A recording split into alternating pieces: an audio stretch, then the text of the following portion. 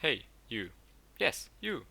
Are you tired of how games always appeal to the female fantasy? Are you tired of ADCs abusing stupidly overpowered items over and over and over again? Are people always making fun of you for the gods you're playing? Are you looking for an ultimate Smite waifu that would give you everyone's mutual respect? Well, then you have to look no further, because Kuzenbo is the god for you. Yes, the answer for all your problems is indeed the Kuzenbo, the god of... I mean, the King Kappa. Well, first of all, I would like to start with the respect you are gonna get for playing Kuzenbo that I mentioned before. As you can see on this example, people will question you if you wanna play Kuzenbo as a tank or DD even before you say anything. But what is a DD, you may ask? Well, in our proper Smite terminology, DD stands for Damage Daddy. I also mentioned a certain problem with hunters. And I get it, you're just tired of these people who just tape their left click on their mouse and start stacking devours every single game. Well, with Kuzenbo, you can say goodbye to that. You can literally point at any ADC in the game and tell him, yo, kill yourself. And he probably will. Don't believe me? Well, look for yourself. Fight me. And just like that, the ADC problem is solved. Let's take a look at this absolute unit's abilities. First, I would like to address his basic attacks. You probably would like them to deal some damage, right? But you might be too afraid that if you build Polynomicon, DM Brandon will appear in your room and start shouting at you that you cannot build that item. Poly fucking Nomicon. Don't build Poly. Please don't have that item. No one in the game builds that item. And with fucking Polynomicon. Like, look at this. Look at this. Look at this terrible motherfucker. Poly fucking Nomicon. Fucking Polynomicon. Well, that's understandable. He sometimes scares me as well. But don't worry, Kuzenbo's basic attacks can slap your enemies, even without Polynomicon. Next up is Kuzenbo's first ability, the Nene Kappa. This ability is mainly used to flex on your enemies, by letting the Nene Kappa last hit them. It is a skill shot that will bounce off the walls, go through minions, dealing damage, and stopping on the first god hit. Then it spawns a small Nene Kappa that can chase enemies and hit them with his basic attacks. It can be very useful for clearing jungle camps. Kuzenbo's second ability is literally Thorns, that also reduces your cooldowns when you are being hit.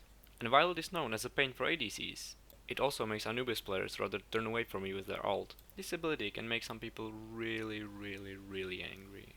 Some of them go as far as insulting your grandparents. Or even wishing you COVID that you already have, so jokes on them, I guess. And it will even force them to call you tryhard for playing Kuzenbo full damage on Joust. But don't let that bother you, you know you are better than that. Just sit back and enjoy their tears. Next up is Kuzenbo's third ability, the Sumo Slam, as known as Where did your HP go? You grab your opponent and you can drag him around. Dragging them through other enemies deals additional damage. This is especially useful if you buy Blink and blink behind your enemies, to give them a really nice surprise. You can also smash people into the wall, which can sometimes lead to really spicy body blocks. With this ability, you don't give a shit about slows. You straight up just run through them and smack people. Some people are afraid of your 3 that much that they rather turn themselves into a bird and fly away. And finally, the Kuzenbo's ultimate ability, the Watery Grave. Kuzenbo becomes a giant Beyblade spinning 4 times, while dealing damage and knocking up enemies hit, while being CC immune himself. As you can see on this example, you can say goodbye to Ares players trying to stop you from getting kills and CCing you. Besides the amazing damage it provides, it's really good for interrupting your enemy's plans.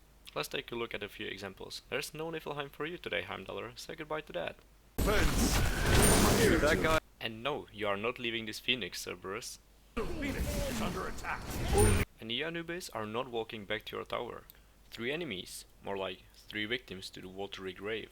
Also, you're gonna notice people are gonna run away from you a lot, so if you combine your ultimate with Blink, it's a great catch-up tool.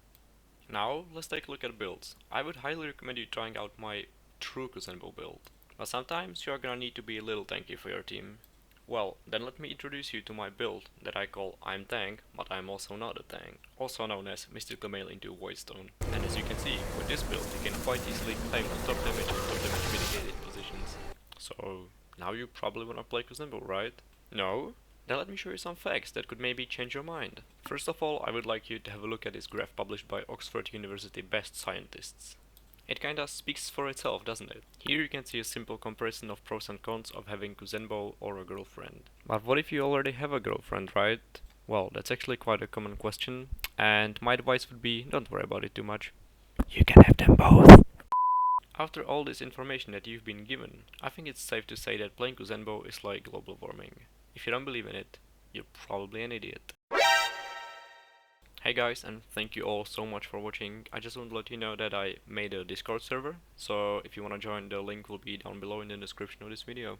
And let me know if you'd like to see should I play someone else. Also let me know what did you like, what did you hate, whatever you want. Bye.